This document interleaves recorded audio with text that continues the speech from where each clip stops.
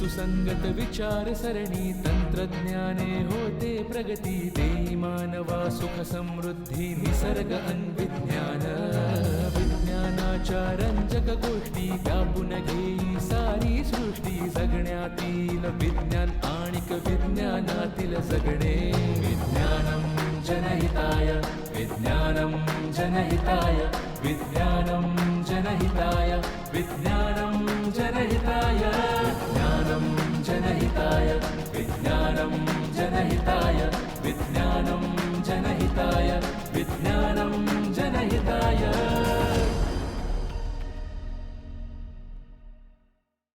नमस्कार. विज्ञानम जनहितायच्या या भागामध्ये आपलं सर्वांचं सहर्ष स्वागत आहे. भारत हा प्राचीन संस्कृती, वैभवशाली इतिहास आणि अद्वितीय कलाकृतींनी संपन्न असलेला असा देश आहे. अगदी महाभारत काळात पाहिलं आपण तरी तिथे सुद्धा आपल्याला विश्वकर्मांनी वसवलेलं इंद्रप्रस्थ, लंका, द्वारका, हस्तिनापूर अशा नगरांचा उल्लेख आढळतो. तर पुरोचनाची लाक्षागृह आणि मयासुराचे मयसभाही तिथेच आपल्याला दिसते. फार कशाला आपण 3-4 हजार वर्ष फक्त जर मागे जायचं ठरवलं तर आपल्याला मोहेंजोदडो, हरप्पा इकडे सिंधू संस्कृतीचे अवशेष अजूनही आढळतात. आणि आपण जर बघितलं तर अशी इतकी संपन्न ठिकाणं आपल्या देशात आहेत की युनेस्कोने सुद्धा भारतातल्या 44 स्थळांना जागतिक वारसा स्थळ म्हणून मान्यता दिलेली आहे. ह्याच्यात महाराष्ट्रातली 18 ठिकाणं आहेत. अगदी उदाहरण द्यायचं झालं तर अजंठा एलोराची रेणी किंवा आपलं गेटवे ऑफ इंडिया, भारताचं प्रवेशद्वार जे एकेकाळी ओळखलं जायचं, किंवा अगदी अलीकडचा इतिहास बघितला तर आपल्या छत्रपतींचे 12 किल्ले युनेस्कोनी जागतिक वारसा स्थळात समाविष्ट केलेत. ही वारसा स्थळं आपली संस्कृती आणि एकात्मता सर्वच जपतात. पण या वारसा स्थळांचं जतन कसं करायचं हे आज आपण बघणार आहोत. आणि याची माहिती देण्यासाठी आपल्याकडे आले आहे स्ट्रक्चरल डिझायनर्स अँड कन्स्ट्रक्टन्सचे अध्यक्ष आणि व्यवस्थापकीय संचालक चेतन रायकरजी. नमस्कार रायकरजी, आपलं इथे मनपूर्वक स्वागत आहे. आपली मी थोडक्यात प्रेक्षकांना आधी ओळख करून देऊ इच्छिते. रायकर हे स्थापत्यशास्त्राचे पदवीधर आहेत आणि वारसा वस्तूंचे जतन हा विशेष अभ्यास त्यांनी पदव्युत्तर म्हणून केला आहे आणि तो सुद्धा ब्रिटनमध्ये जाऊन. त्याचबरोबर गेली 4 दशकं ते या क्षेत्रामध्ये भरीव कामगिरी करत आहेत. त्यामुळे साहजिकच हे मला थोड्या शब्दात सांगणं अतिशय कठीण आहे. त्यांनी ज्या वास्तूंचं जतन केलं त्याची उदाहरणं तुम्हाला देते. तो मग इंदूरचा होळकरांचा राजवाडा आहे, ताज पॅलेस आहे, मुंबईतलं आपलं छत्रपती शिवाजी टर्मिनस आहे, आणि अगदी अलीकडचं उदाहरण द्यायचं झालं तर राजभवन, म्हणजे आता ज्याला आपण लोकभवन म्हणतो, ते महाराष्ट्राचं राजभवनही रायकरांनीच पुनरुज्जीवित केलेलं आहे. मला आणखीनही सांगावंसं वाटतं की त्यांनी केवळ पुनरुज्जीवनाचं काम केलं आहे असं नाही, तर त्यांनी काही नवीन तंत्रही विकसित केली आहेत, त्याची पेटंटही त्यांना मिळालेली आहेत, आणि याचबरोबर ते सामाजिक कामही करत असतात.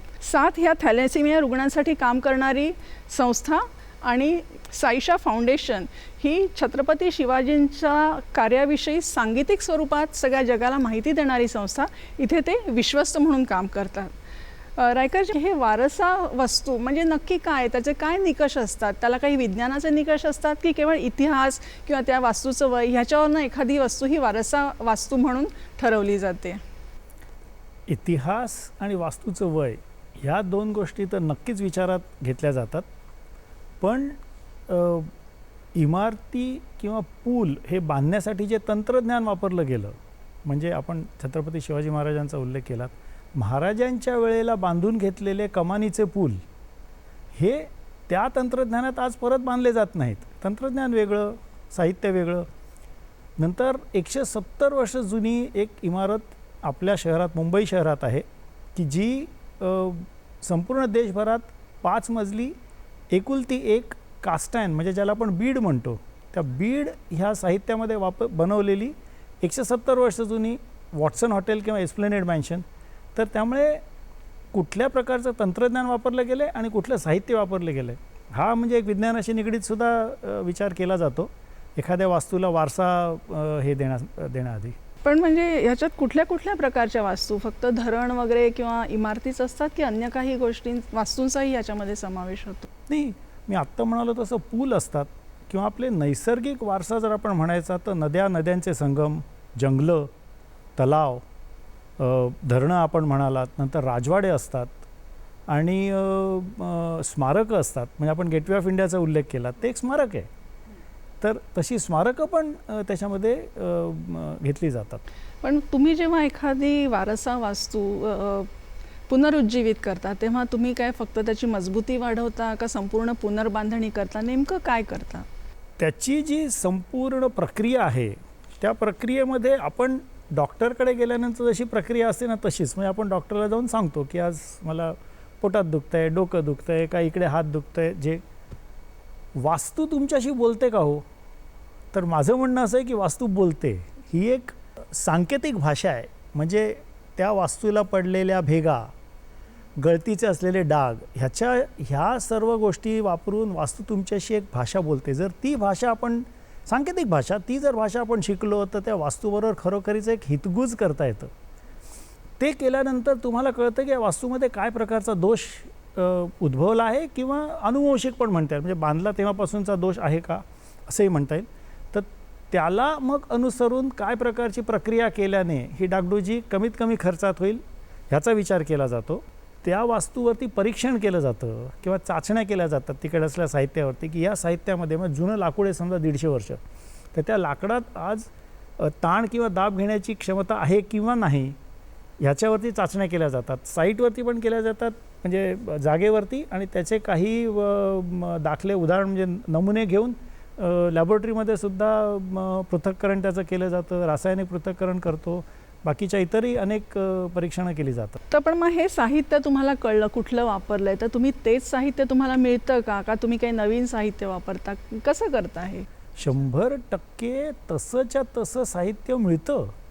म्हणजे जुनं लाकूड मिळणार नाही, पण आज त्याच प्रतीचं आणि तसंच लाकूड मिळतं. जुना दगड मिळणार नाही, पण त्याच खाणीतनं आलेला दगड मिळू शकतो. तर त्याच्याकरता भूगर्भशास्त्र म्हणजे जिओलॉजी ज्याला म्हणतात, त्याने आपण त्या दगडाचं सूक्ष्मदर्शकाखाली पाहिल्यानंतर आपल्याला कळतं की ह्या दगडाचा DNA काय, किंवा त्याला मायक्रोग्राफ म्हणतात. तो DNA पाहिल्यानंतर कळतं की हा कुठल्या खाणीतला असू शकतो. आणि मग तो दगड जर आपण तसाच्या तसा आणून लावला तर तो एक भाग झाला. नंतर लाकूड मी म्हणालो. बरं, आता नवीन प्रकारची रसायनं आली आहेत. कॉन्क्रीट हे एक नवीन माणसाने बनवलेला दगड आहे, तो पण वापरला जाऊ शकतो. त्यामुळे ह्या दोन्ही जुन्या आणि नव्याचा संगम आणि सांगड घालूनच आपण कुठच्याही गोष्टीचं जतन करतो, म्हणजे वास्तूचं एखाद्या. विज्ञानम जनहिताय. आता आपण हल्ली म्हणतो की वास्तू ही पर्यावरणपूरक त्याची रचना असावी. तर जुन्या काळातल्या ज्या वास्तूंचं तुम्ही परीक्षण करता तिथे तुम्हाला असं काही म्हणजे आढळतं का? पूर्वी बहुतेक त्याला वास्तुशास्त्र म्हणत असतील, आता आपण डिझायनिंग म्हणतो. तर काही फरक आहे का वास्तूंच्या जुन्या आणि नव्या रचनेच्या शास्त्रामध्ये? खूपच फरक आहे. म्हणजे पूर्वी कसं असायचं की एक तर मोठा फरक म्हणजे माणूस स्वतःसाठी स्वतःचं अशी एक वास्तू किंवा घर बनवायचा, आणि त्यामुळे मग तो त्या घरामध्ये निसर्गाचा समतोल साधून आणि निसर्गाशी अनुरूप होऊन ते घर बांधलं जायचं. म्हणजे आता जुन्या काळचे आपण जर वाडे पाहिले तर त्याच्यामध्ये एक मध्यवर्ती चौक असायचा. त्या चौकाला वास्तुशास्त्रात सुद्धा अनन्यसाधारण महत्त्व आहे. तो चौक कसा होता की गरम हवा बाहेर काढण्यासाठी, आणि वास्तुशास्त्रात त्याला आता पॉझिटिव्ह एनर्जी किंवा ऊर्जा असं म्हणतात. ती ऊर्जा म्हणजे सूर्यप्रकाश आत येणे, प्रकाश आत येणे, ह्याच्यासाठी तो चौक असायचा. आता जर आपण एखाद्या इमारतीचा नकाशा पाहिला तर मध्यवर्ती जिना असतो आणि 4 बाजूला 4 फ्लॅट्स ज्यांना आपण म्हणतो सदनिका त्या असतात. तर त्यामुळे आज जो एक बांधकाम डेव्हलपर ज्याला म्हणतो आपण, तो जसे फ्लॅट बांधतो तसे फ्लॅट पूर्वी बांधले जायचे नाहीत. त्यामुळे त्या दोघांमध्ये तसा बऱ्यापैकी फरक आहे. म्हणजे जुन्या काळचं निसर्गाशी एकरूप होऊन बांधण्याचं जे एक हे होतं त्याच्यात आणि याच्यात खूप फरक आहे. पण आता मग तंत्रज्ञानातही असेच फरक झाले असतील की जुनं विज्ञान तंत्रज्ञान आणि नवीन, ह्याच्यामध्ये काय फरक आढळतात मुख्यत्वाने? ह्याच्यामध्ये फरक म्हणजे सिमिलॅरिटी काय हाच विचार करतोय मी, फरक आहे हो. अच्छा. म्हणजे जसंही म्हणालो संपूर्ण वेगळ्या प्रकारचं मटेरियल वापरलं जातं. म्हणजे पूर्वी दगड वापरायचे, लाकूड वापरायचे, आता मनुष्यनिर्मित दगड म्हणजे कॉन्क्रीट वापरलं जातं, लोखंड जास्त वापरलं जातं. कारण एकतर बिल्डिंगी पण उंच आहेत ना. इमारती आज 50 मजली असतात, 70 मजली असतात, 20-25 मजली तर सामान्य बिल्डिंग असतात. पूर्वीच्या काळी कसं हाताने घडाई करून दगड वापरायचे, आता कॉन्क्रीटचे ब्लॉक्स वापरतात. विटा पण आता मागे पडत चाललेत, कारण विटांना लागणारी तेवढी माती नसते, त्याप्रमाणे भाजणारी भट्ट्या नसतात, बरेचसे त्याच्यामध्ये चॅलेंजेस आहेत किंवा आव्हानं आहेत. तर त्यामुळे जुन्या काळचं मटेरियल वेगळं, म्हणजे आणि आजचं मटेरियल कम्प्लिटली वेगळं. दुसरं म्हणजे किती वेगात आपल्याला जुनं बांधकाम करायला लागायचं. म्हणजे असं मी कुठेतरी वाचलं की ताजमहाला 22 वर्षात बांधला होता. आज 22 वर्ष कुठचाही व्यक्ती थांबेल का? त्याला जे एक स्मारक बांधायचं आहे त्याच्याकरता तो 22 वर्ष थांबेल का? नाही. तर तोच जर ताजमहाल आज 3 वर्षात बनवायचा असेल तर वेगळ्या प्रकारच्या, म्हणजे त्याला यांत्रिकीकरण करायलाच लागेल. म्हणजे मेकनाइज्ड क्रेन्स आहेत किंवा तशा प्रकारची मशीनं वापरून, यंत्र वापरून ते अतिशय वेगात कामकाज करायलाच लागेल. म्हणजे असं असलं तरी नवनिर्मितीचा काळ आणि पुनरुज्जीवनाचा काळ असा जर आपण विचार केला तर मला वाटतं नवनिर्मिती वेगात होईल, पुनरुज्जीवनाला वेळ लागेल, नाही का? तर हा कालावधी नक्की कशासाठी लागतो? म्हणजे मी म्हणते ते योग्य असेल तर, की नवनिर्मितीपेक्षा पुनरुज्जीवनाला वेळ का लागतो? डिकॉक्शनवाली कॉफी आणि इन्स्टंट कॉफी याच्या दोघांच्यामध्ये चवीतही फरक आहे आणि वेगवेगळा प्रकारच आहे ना. तर कसं आहे की एखाद्या दगडामध्ये घडाई करून मग जर तो दगड वापरायचा असेल तर त्याला वेळ हा लागणारच. त्याच्याकरता जो कारागीर असतो तो त्याच्या कलाने त्याला जेव्हा स्फुरण येईल तेव्हा तो ते करतो. कधी 2 तास काम करतात, कधी 12 तास काम करतात. त्यांना असं तुम्ही जबरदस्ती करून कामं नाही करू शकत. बरं, लाकडाचं काम करणारे सुतार हे कमी होत चाललेत, कारण लाकडात बनवणाऱ्या इमारती कमी होत चालल्यात, त्यामुळे सुतार कमी होत चाललेत. तर त्यामुळे जे सुतार अवेलेबल आहेत ते त्यांच्या गतीने ते काम करतात, म्हणून वेळ लागतो. तिसरं म्हणजे बऱ्याचदा त्याच प्रकारचं मटेरियल, म्हणजे त्याच प्रकारचा दगड हा कुठेतरी आग्र्याला अवेलेबल असतो किंवा राजस्थानात अवेलेबल असतो, तो तिकडनं आणण्यामध्ये त्या प्रक्रियेत वेळ जातो. जुन्या काळी कसं होतं की मुंबईच्या आजूबाजूला खाणी होत्या, त्या खाणीतले दगड वापरून मुंबईतल्या इमारती बनल्या गेल्यात. पण आज त्या खाणी बंद झाल्यात. तोच दगड मग आपल्याला जर आणायचा असेल तर आग्र्याहून आणायचा असेल किंवा कुठून दुसरीकडनं आणायचं असेल तर त्याला वेळ लागतो. त्यामुळे वेळ हा नक्कीच जास्त लागतो, खर्चसुद्धा नक्की जास्त होतो. पण तरीसुद्धा तुम्ही म्हणालात की तुम्ही ह्या वस्तू मिळवू शकता. तर एखादा मला उदाहरण द्या ना, की एखादी अशी वस्तू की तुम्ही मिळवली आहे ती प्रयत्नपूर्वक, असं काही आहे का? हो, तुम्ही हा प्रश्न छान विचारला. तर मला एक पुणे विद्यापीठाची कुलगुरूंची जे ऑफिसची बिल्डिंग आहे ते 150 वर्ष जुनी ब्रिटिशकालीन वास्तू. तर त्याचं संपूर्ण पुनरुज्जीवन झालं, स्ट्रक्चरली अतिशय त्याला ताकदवान बनवलं. पुढच्या 50-70 वर्ष तरी अगदी सहज ती वास्तू उभी राहील अशा प्रकारचं काम केलं. नंतर त्याला एक छोटी हँडल्स होती दरवाजाला लागणारी, ती पोर्सेलिन म्हणजे चिनी मातीच्या बनावटीतली होती. तर आम्ही ते फाइंड आउट केलं की कुठल्या कंपनीने बनवली आहे. तर ती कंपनी बेल्जियममध्ये होती. परत आता बेल्जियममधून आम्ही ती त्या प्रकारची त्यावेळेची 150 वर्षापूर्वीची कंपनी नव्हती, पण दुसरं तर शोधून काढलं. तर त्याचं एक हँडल काहीतरी 8,500 रुपये प्लस टॅक्स बी सगळं धरून काहीतरी महाग पडत होतं. म्हटलं तर आपल्या देशामध्ये मंगळयान चंद्रयान पाठवणारा देश आपण हँडल नाही का बनवू शकत? तसंच्या तसं हँडल आपल्याला मुरादाबादला 125 रुपयात मिळालं. अरे वा. तर तशी म्हणजे ह्याच्यात काय झालं की दिसायला ते तसंच्या तसं, पण तिथलंच नाही. जे 150 वर्षापूर्वी त्यांनी बेल्जियममधून आणलं होतं ते तिथलंच नाही, पण तंतोतंत तसं मटेरियल तेच, त्याच्यावरचं कार्विंग सगळं तेच. तो अशा प्रकारचे बदल निश्चित करायला लागतात. पण तुम्ही आत्ता बोलता म्हणाल की एक 50-60 वर्ष टिकेल, तर मग एवढीच आपल्याला मजबूती देता येते का? वास्तूप्रमाणे त्या किती मजबूत करायची हे ठरवता तुम्ही? काय प्रक्रिया आहे? ह्या जे नैसर्गिक प्रकोप आहेत की सुनामी आहे, भूकंप आहे, ह्याला समर्थपणे तोंड देऊ शकतात का? 2 गोष्टी.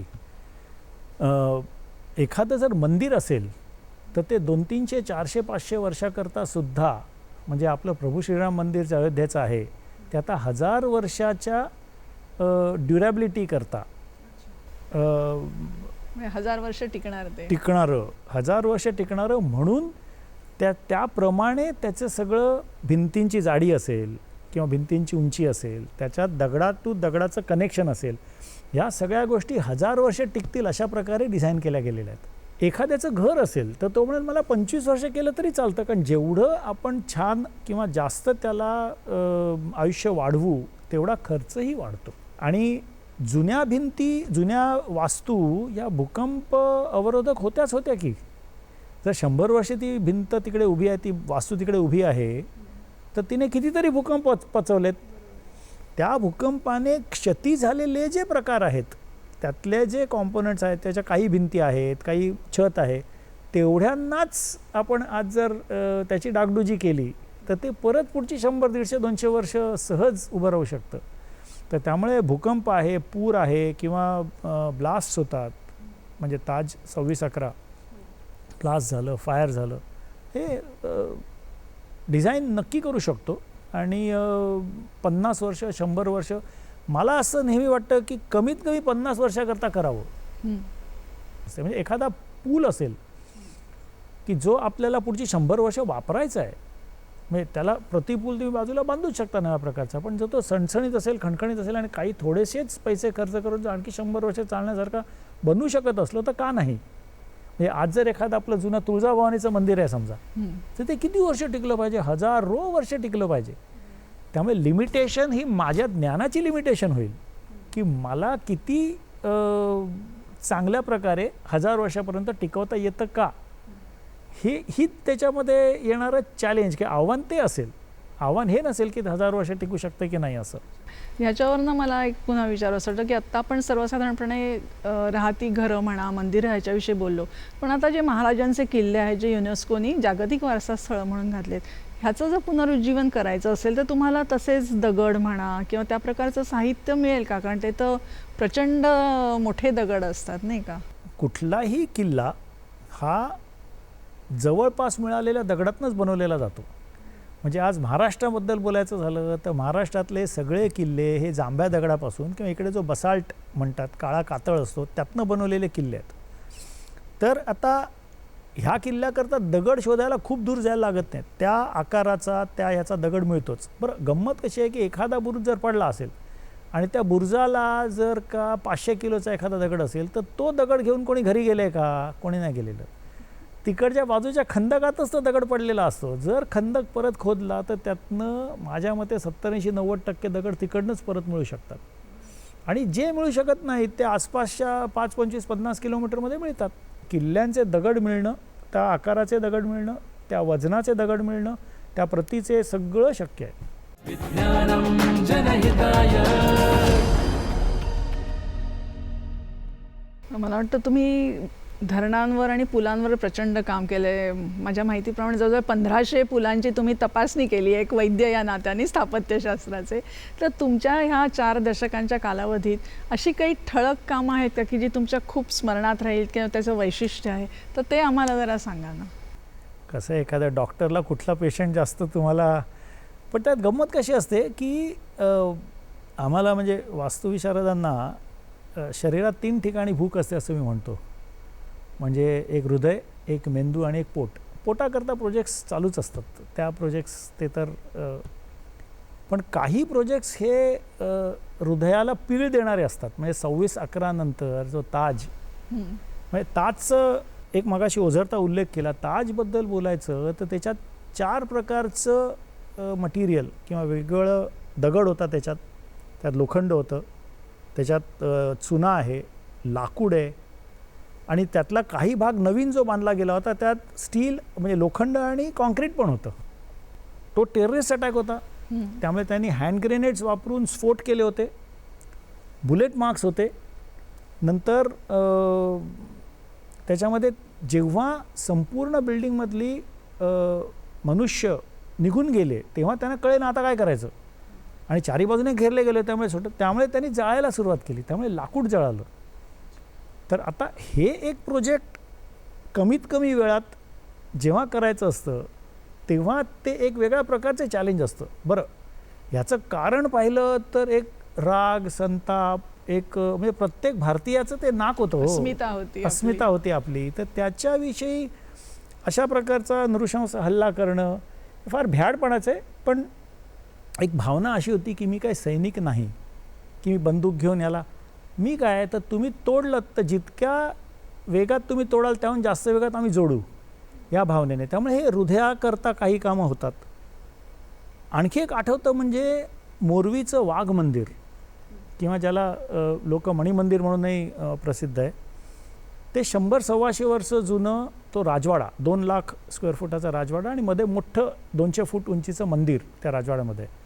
2001च्या गुजरातच्या भूकंपामध्ये ते अतिशय क्षतिग्रस्त पोचलं आणि 2001 ते 2009पर्यंत ते हळूहळू थोडं पडत होतं. 2010 साली मोरवीच्या महाराणींनी ते दत्तक घेतलं आणि मला सांगितलं की रे चेतन आता हे रिपेअर करून दे. तर ते 2010 ते 2014मध्ये आम्ही रिपेअर केलं. टेक्निकली इतके त्याला तितकी आव्हानं होती, कारण तो जुना गोल्डन दगड. बरं, तुम्ही जे कराल ते बाहेरून दिसलं नाही पाहिजे. म्हणजे आज जर आपण डॉक्टर कसं हाडाच्या आतमध्ये स्टेनलेस स्टीलची पिन घालतो ना, तिथं बाहेरून लावली त्याने, म्हणजे डॉक्टर म्हणतील अरे हे काय चाललं आहे. त्यामुळे प्लास्टिक सर्जरी पण करायची नाही. त्यामुळे आणि त्याला भूकंप अवरोधक जर त्याच्यामध्ये तंत्रज्ञान टाकायचं असेल आणि ते जर दगडाच्या आतमध्ये, तर ह्या सगळ्या गोष्टी ह्या मेंदू करतात.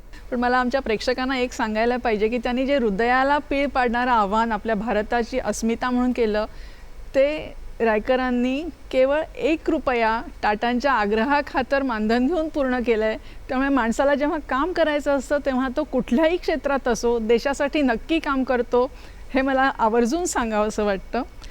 मला सांगा, ह्या संपूर्ण प्रक्रियेमध्ये तुम्ही जी विविध तुमचे प्रकल्प सांगितले, त्याच्यात रसायनशास्त्र आहे, पदार्थ विज्ञान आहे, इतिहास आहे, तंत्रज्ञान आहे, तुमचं स्वतःचं स्थापत्यशास्त्र आहे, तर ह्यातले कळीचे विषय कुठले, असं काही आहे का? नाही, विज्ञानाची पूर्ण जोड असल्याशिवाय हे होऊच शकत नाही. आपण जे सांगितले त्याच्या व्यतिरिक्त वास्तुकलाशास्त्र आहे, म्हणजे ज्याला आपण आर्किटेक्चर म्हणू शकतो, भूगर्भशास्त्र आहे ज्याला जिओलॉजी आपण म्हणू शकतो, रसायनशास्त्राचा खूप वापर आम्ही करतो त्याच्यामध्ये. म्हणजे आज दगडाला दगड चिकटवण्यासाठी सिमेंट, चुना, एपॉक्सी आणि इतर अनेक प्रकारची रसायनं अवेलेबल आहेत. तर त्यातलं कुठलं एक्झॅक्ट कुठल्या दगडाला कुठलं वापरायचं, म्हणजे आज हाजी अली दर्ग्याचं काम चालू आहे, तो पूर्ण सफेद प्रकारच्या मार्बलमध्ये ते आहे. तर त्याच्यामध्ये मार्बल सोडल्यास 1ही ग्रॅम लोखंड नाही, 1ही वीट नाही, कॉन्क्रीट नाही, फक्त इंटरलॉकिंग दगड, म्हणजे एकमेकांमध्ये सांध्याला सांधा बांधले गेलेले दगड. हे पण एक वेगळ्या प्रकारचं शास्त्र आहे. म्हणजे हे शास्त्र आज शाळांमध्ये किंवा कॉलेजेसमध्ये शिकवलंच जात नाही. ह्याच अनुषंगाने मला हेही विचारावं असं वाटतं, तुम्ही शिक्षणाचा विषय काढला, तर कृत्रिम बुद्धिमत्ता ह्याच्यात वापरता येईल का? आणि कोणालाही या क्षेत्रात यायची इच्छा असेल तर काय शिक्षण त्यांनी घ्यायला पाहिजे? ती कृत्रिम बुद्धिमत्ता ही प्रत्येकच क्षेत्रामध्ये शिरणार आहे आणि शिरली पण आहे. त्यामुळे कृत्रिम बुद्धिमत्ता पण तेवढ्या जास्त प्रमाणात अजून वापरात येत नाही आहे. कारण मला असं वाटतं की शेवटी कृत्रिम बुद्धिमत्ता वापरून तुम्ही दगडाचं कार्विंग, म्हणजे आता त्याला CNC मशीनवरती कार्विंग केलंच जातं, पण ते यांत्रिकीकरण आहे, ती कृत्रिम बुद्धिमत्ता नाही, पण ही वापरली निश्चित जाईल.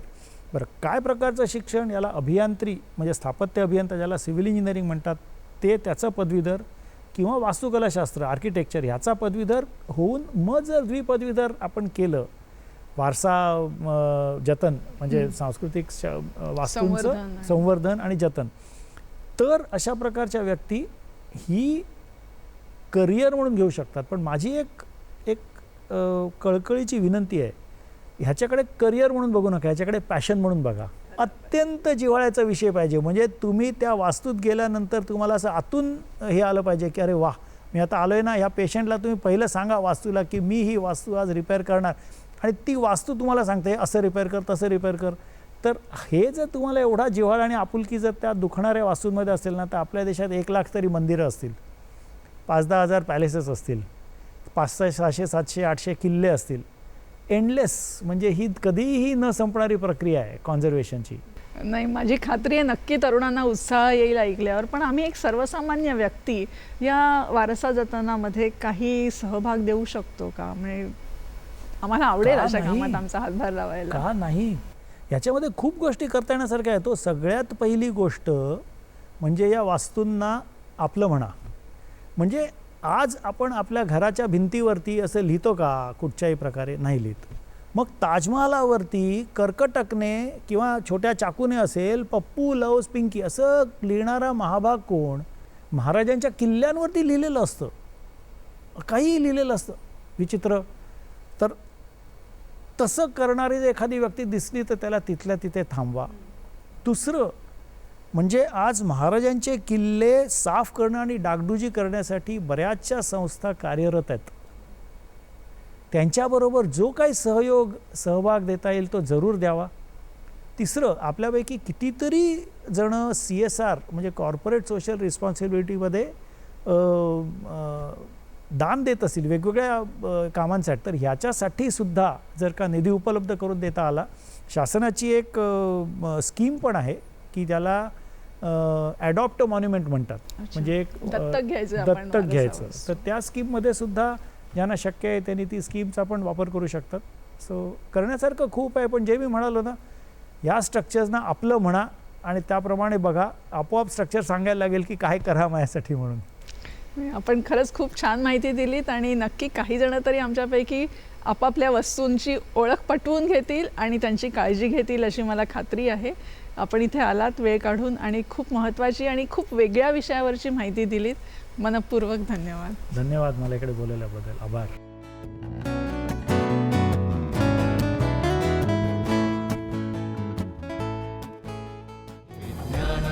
जनहिताय विज्ञानं जनहिताय विज्ञानं जनहिताय विज्ञानं जनहिताय विज्ञानं जनहिताय विज्ञानं जनहिताय विज्ञानं